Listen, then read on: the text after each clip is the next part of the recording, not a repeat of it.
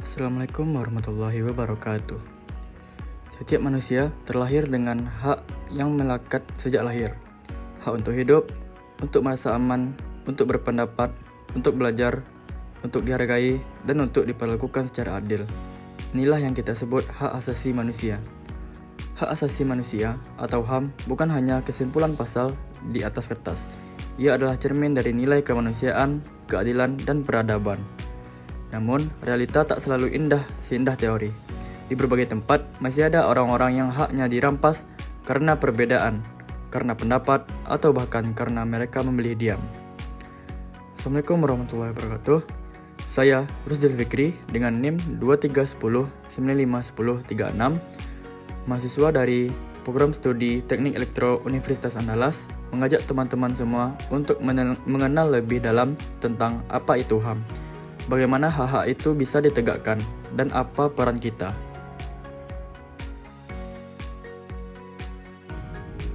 Assalamualaikum warahmatullahi wabarakatuh. Perkenalkan, nama saya Rusdil Fikri. Saya dari Program Studi Teknik Elektro Universitas Andalas dengan NIM 2310951036.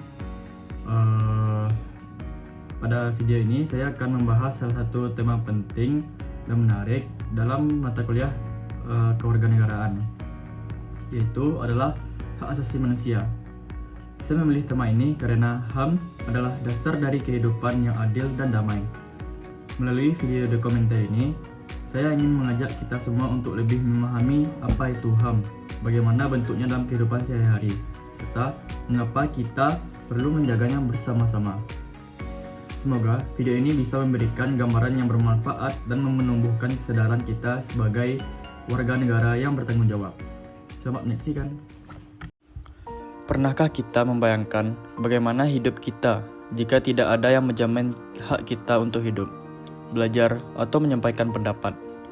Inilah mengapa hak asasi manusia atau HAM menjadi sangat penting. Hak asasi manusia atau HAM adalah hak dasar yang dimiliki setiap manusia sejak lahir.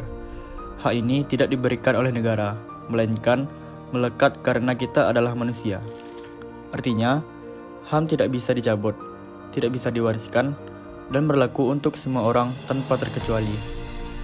Undang-Undang Dasar Negara Republik Indonesia tahun 1945, khususnya pasal 28A hingga 28J, secara tegas mengatur perlindungan HAM. Misalnya, pasal 28A berbunyi, setiap orang berhak untuk hidup serta berhak mempertahankan hidup dan kehidupannya.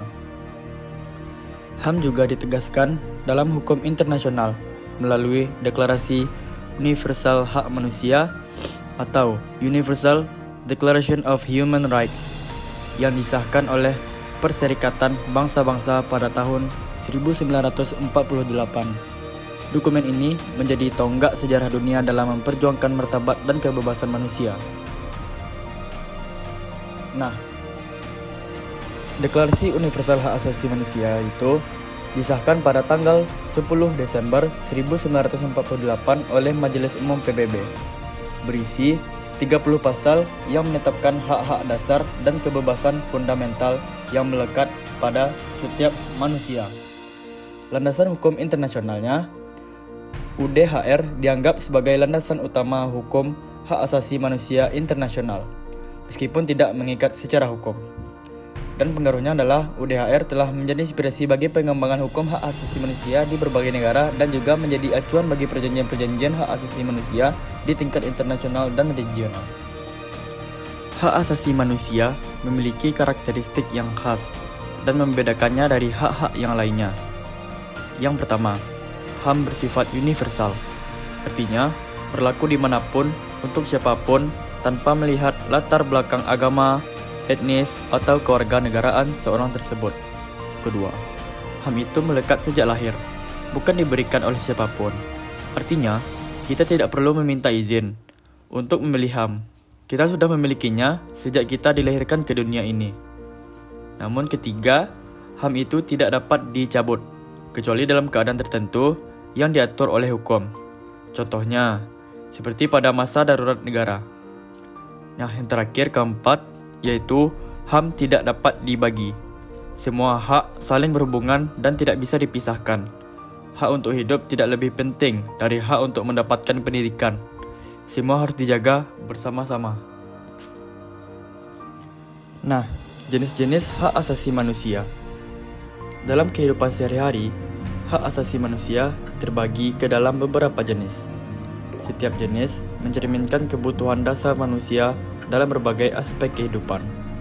Yang pertama, yaitu hak pribadi atau personal right. Termasuk di dalamnya adalah hak untuk hidup, hak kebebasan berpikir, hak kebebasan beragama, dan hak atas privasi. Contohnya, seseorang bebas memilih agama yang diyakininya atau menyampaikan pendapat di media sosial tanpa intimidasi. Nah, kemudian nomor 2 yaitu hak politik atau political right. Seperti hak untuk memilih dan dipilih dalam pemilu, hak untuk berserikat dan berkumpul, ini penting juga agar rakyat dapat berpartisipasi aktif dalam demokrasi. Selanjutnya yaitu ketiga, hak ekonomi atau economic right. Termasuk hak untuk bekerja, hak atas upah layak, dan hak memiliki properti. Bayangkan jika buruh tidak dilindungi dari eksploitasi. Inilah peran HAM. Kemudian keempat adalah hak sosial dan budaya. Misalnya, atas pendidikan, kesehatan, dan kebudayaan, setiap warga negara berhak untuk bersekolah dan mendapatkan layanan kesehatan yang layak. Kemudian yang kelima yaitu hak hukum atau legal rights, yakni hak untuk mendapatkan perlindungan dan keadilan yang setara di depan hukum. Tidak peduli kaya atau miskin, semua orang berhak mendapatkan pengadilan yang adil. Nah, poin selanjutnya kita akan membahas contoh pelanggaran HAM di Indonesia.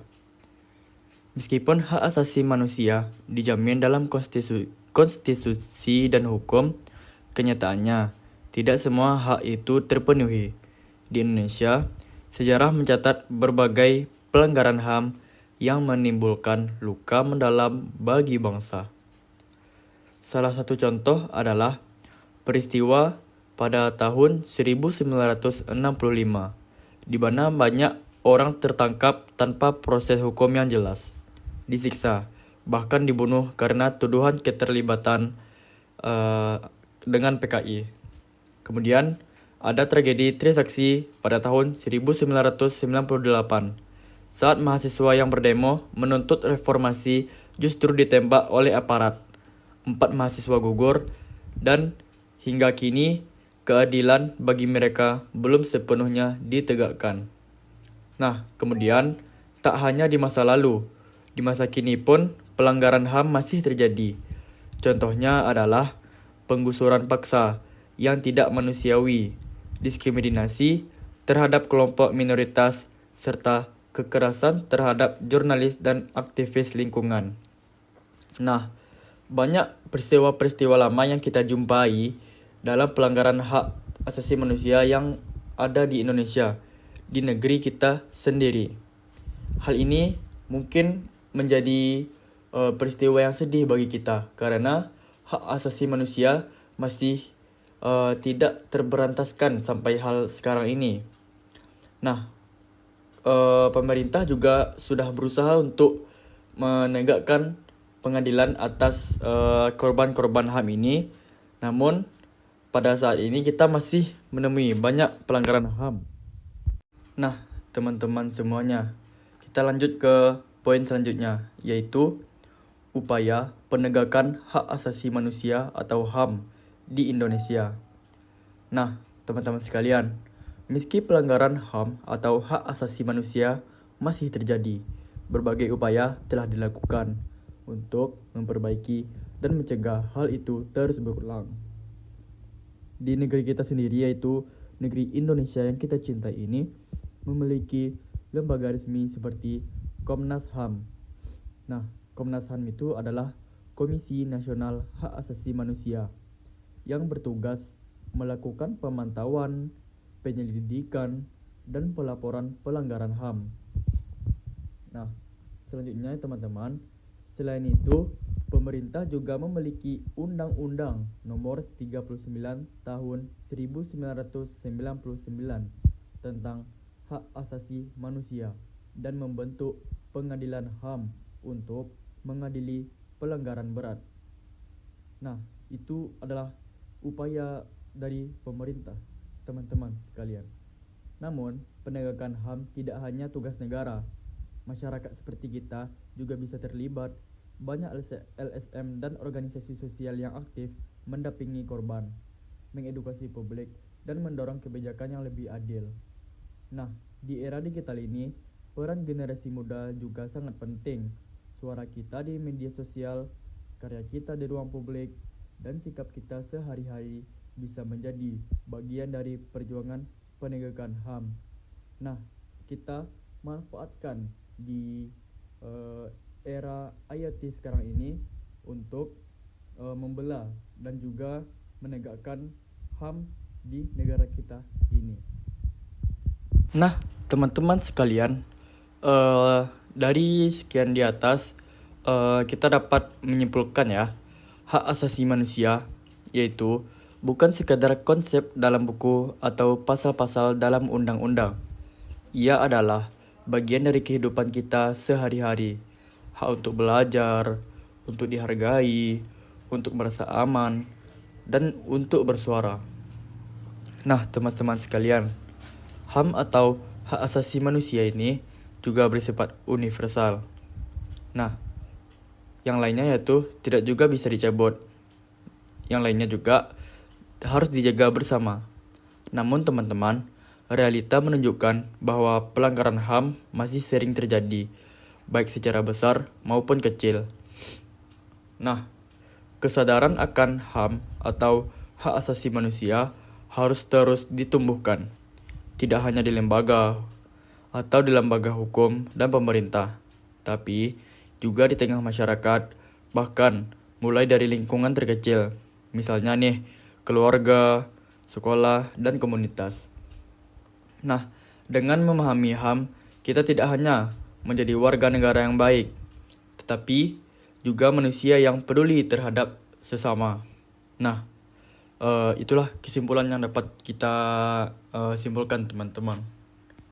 Nah, teman-teman, itu yang dapat saya sampaikan pada pelanggaran hak asasi manusia ini.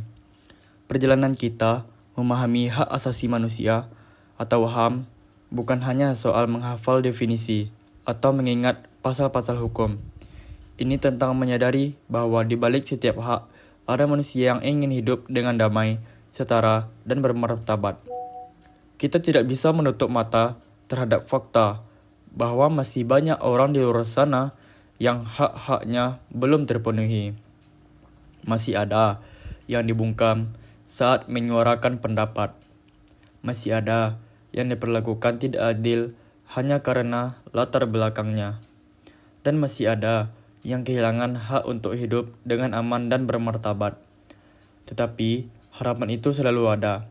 Selama masih ada orang-orang yang berani bersuara, yang peduli terhadap sesama, yang tidak tinggal diam melihat ketidakadilan, maka perjuangan untuk menegakkan hak asasi manusia akan terus hidup. Nah, kita generasi muda punya peran yang sangat penting. Kita bisa mulai dari hal-hal kecil, seperti memperlakukan teman yang adil, menghormati perbedaan, tidak menyebarkan kebencian, dan berani melawan ketidakadilan, meski hanya lewat kata-kata, karya, atau sikap. Nah, teman-teman, hak asasi manusia bukan hanya milik korban pelanggaran, bukan hanya urusan negara atau lembaga hukum, tapi tanggung jawab kita bersama. Dan perubahan tidak selalu dimulai dari hal besar. Ia bisa berawal dari satu orang yang peduli, yaitu diri kamu, dari saya, dan dari kita. Nah, teman-teman semuanya, terima kasih telah menyaksikan video ini. Semoga kita semua bisa menjadi bagian dari generasi yang tidak hanya tahu tentang HAM, tetapi juga menjaganya dengan hati dan tindakan. Nah, saya Usdil Fikri, mahasiswa dari Prodi Teknik Elektro. Mohon maaf apabila ada kekurangan. Semoga kita semua menjadi manusia yang lebih peduli, lebih sadar, dan lebih berani membela nilai-nilai kemanusiaan. Wassalamualaikum warahmatullahi wabarakatuh.